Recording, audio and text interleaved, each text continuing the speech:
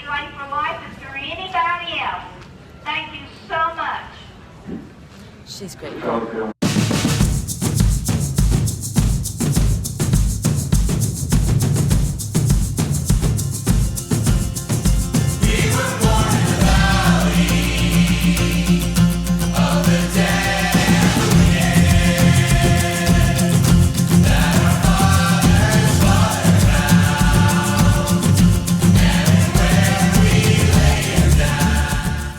If you're a musical theater nerd, you know that when you're in Baltimore and you walk out in the morning, all you want to do is sing. Good morning, Baltimore. World's gonna wake up and see Baltimore and me.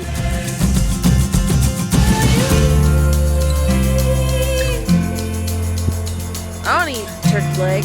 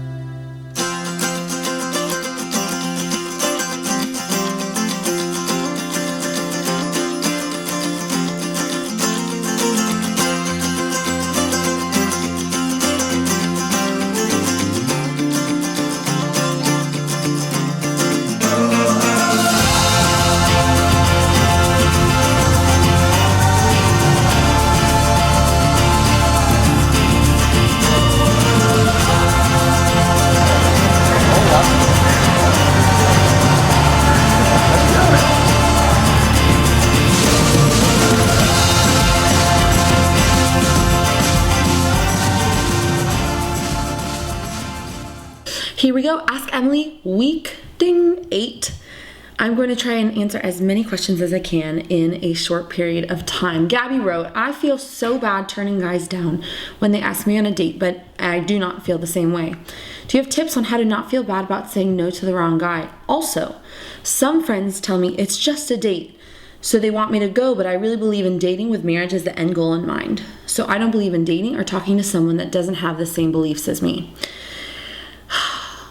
It's hard to reject guys because this day and age we know that for guys it takes great courage to ask us on dates. There's no easy answer because it always feels bad to say no. It's very important that you are clear in saying no. If you are not interested, don't lead a guy on just because you feel bad and you don't want to say no and you're kind of wishy-washy.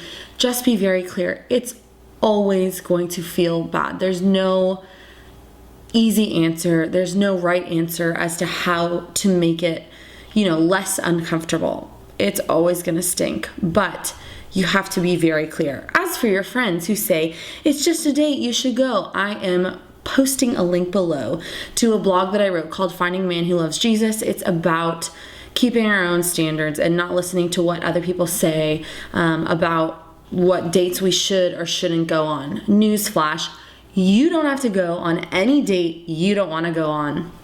Hear me? Come on and preach. You don't have to go on any date you don't want to go on, no matter what anyone around you says. We got a question from a guy named Ryan. He said, how did you do a long distance relationship? I got the same question from an awesome girl in France. Hello to my friends in France.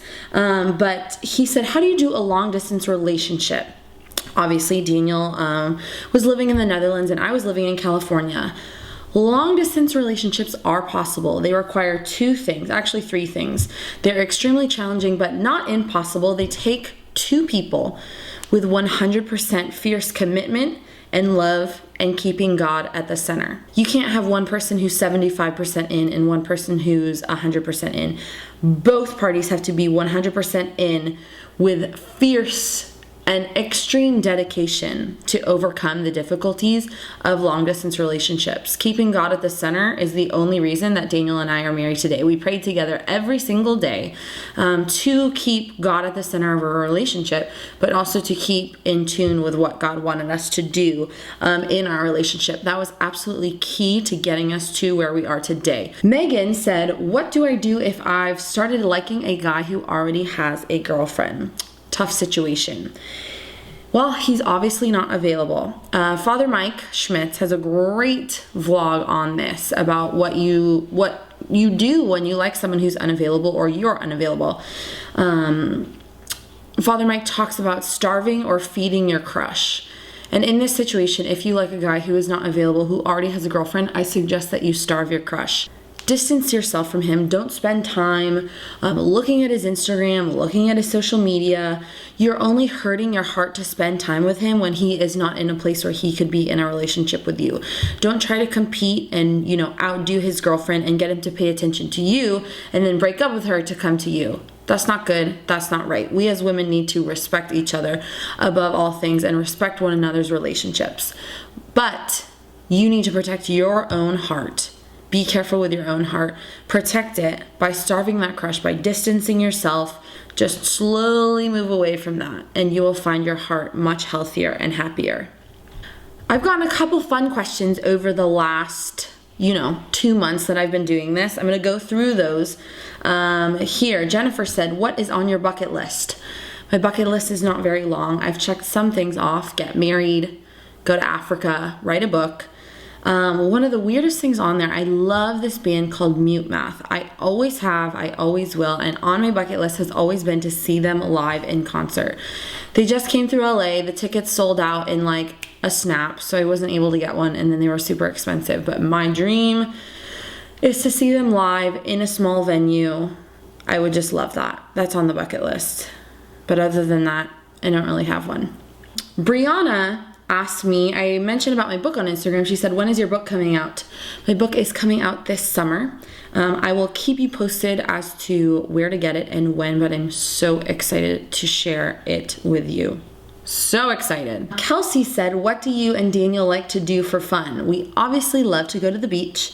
We love to explore our little city of Orange County, and one of our favorite pastimes is watching House Hunters. I don't know if there are any other House Hunters fans out there, but we love watching House Hunters together. I feel like 75% of the time the people totally pick the wrong home, and I end up just screaming at the TV like, why? The other one was so much better. But it's just fun to watch, see the people's personality, see the homes that they pick. We love watching House Hunters together. Mary said, what song did you walk down the aisle to at your wedding? I picked Beautiful by Phil Wickham, one of my favorite worship songs ever, and it was magnificent. Lastly, Hannah said, what's your favorite city in America? That is a three-way tie between New York City, Philadelphia, and New Orleans. Those cities have so much culture. They make me feel so alive when I'm standing in the middle of them. The music, especially the music in New Orleans, the music, the sights, the sounds, the food, the people, they're just rich with history and culture and just buzzing with this sense of being totally alive. I just love those cities.